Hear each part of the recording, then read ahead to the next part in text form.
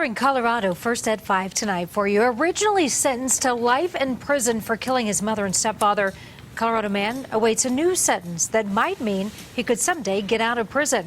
Jacob Ian reached a plea deal earlier this year with prosecutors after not being allowed to testify in his original trial.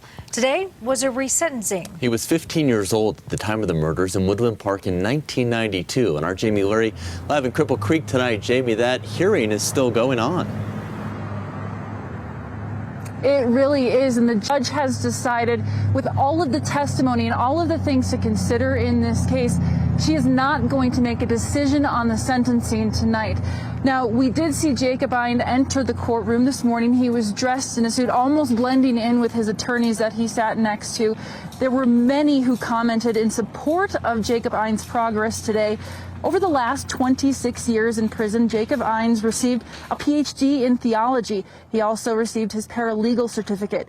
I saw him get up and make a statement about 5 minutes ago. He said this is the first time he's been put in that position since he was 16 years old. So he faced the judge. He talked about the years of abuse he endured under his mother and his stepfather.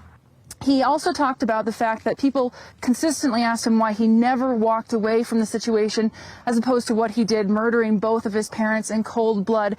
He said continually people just don't understand what he went through. He realizes now, looking back, that he was immature and he didn't have a strong grasp of reality. But his wife also testified today in front of the judge. She flew all the way from Belfast in Northern Ireland to talk about her husband. She said she feels she knows him the best. She has a son and she thinks that he deserves a second chance. She hopes that if he is released, that they can go back and live on their farm in Northern Ireland. She said her son feels strongly about Jacob Ian as his father. She has spent hours with Jacob Ian on the phone and believes that he has earned his time and that he would make a good father, is what she said. Of course, the prosecution has long felt that Jacob Ian is a manipulative person, and this was intentional. This was thought out and planned, and Jacob Ian was not like any normal 16-year-old when he committed this crime. So the maximum sentence he could receive is 72 years.